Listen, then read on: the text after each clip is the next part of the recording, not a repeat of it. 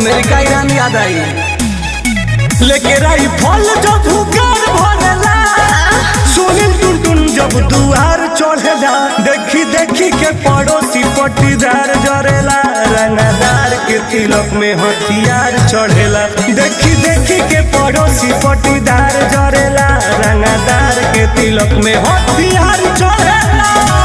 हाँ तो जानिए जे चुप रहो।